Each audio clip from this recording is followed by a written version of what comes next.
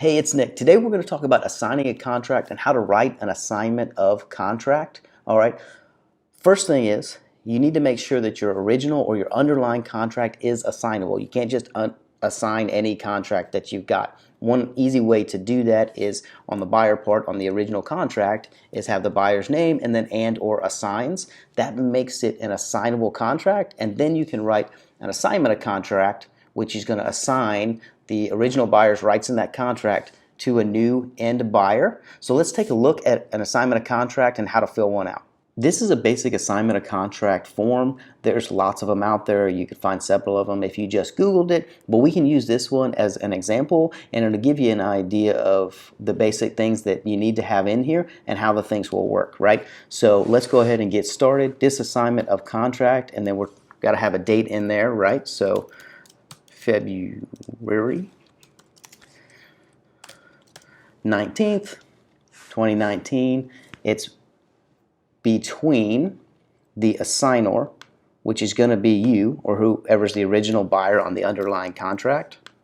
And we're going to slide over here to the assigner, and that's going to be you or who's ever the original buyer on that underlying contract that we talked about. So let's say that it's ABC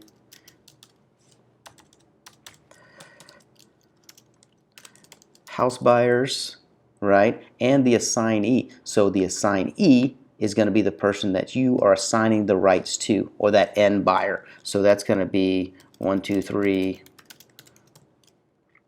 Home Buyers LLC, right? And with this assignment of contract, the assigner, it agrees to transfer to the assignee all the rights and the title and the interest in the original contract, okay? And here we're going to put in the property information that's on that original contract. So 1, 2, 3 Main Street, say it's in San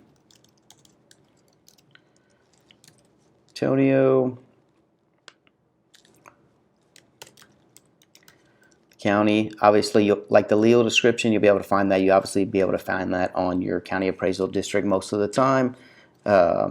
Sometimes they're very difficult to find, but the majority are in the middle. Let's say it's lot 2, block 7. You guys get where we're going with that. The dates on the original contract, right? So let's say that one you had contracted just a few days ago. So we'll make that the 12th of 2019.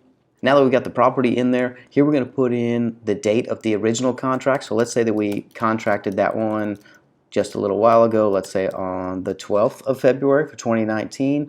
It's between the assigner, right, which is you or the original buyer, and whoever the seller was, who is, say, John Smith, right? Okay, so basically you're identifying that this assignment of contract goes with that original contract.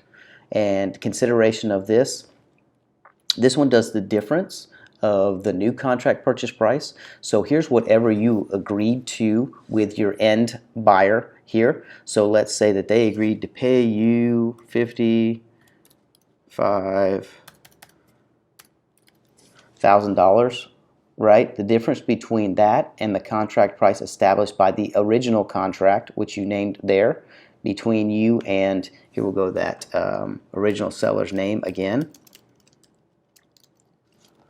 right? And so what that's saying is that if your end buyer agreed to pay 55, let's say you have it under contract for 52, the difference of will be what the assignment fee is. Okay, so you've got this in escrow with your title company, right? So let's say that you used title company. The title company's address is in here.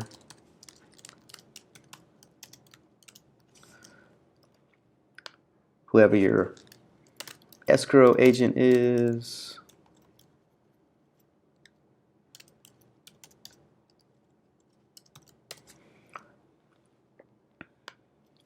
And that consideration for assignment, which is your assignment fee, will be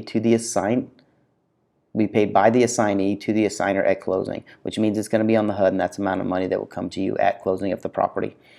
Now, earnest money. So you're going to ask the assignee to put up a certain amount of earnest money, obviously, because you want to make sure that they're going to follow through in here.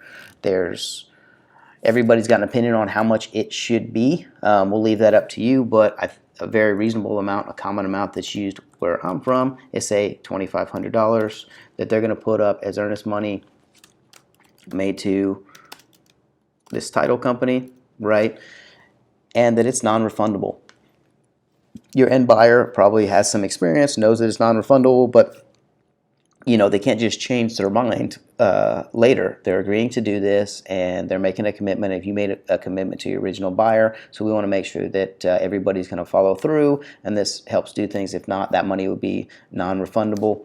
And then obviously agrees that the assignee is agreeing to do all the things that are in that original contract, right?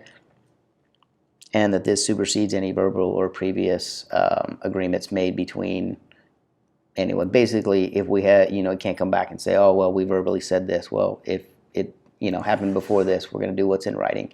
Let them know they can consult their attorney before they do any real estate transactions. They're welcome to check with their attorney. And then the assigner is you, so you're going to sign there, put a date on there. The assignee is going to sign there. And then you get that over to the title company with their earnest money. Now you've filled out an assignment of contract.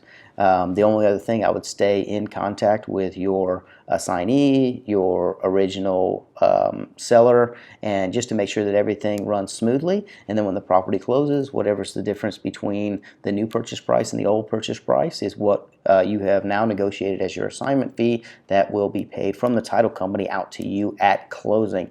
I hope this helps with anybody who had questions about filling out an assignment of contract. If you guys like the video, we'd appreciate it if you like and subscribe down at the bottom, and we will talk to you all soon.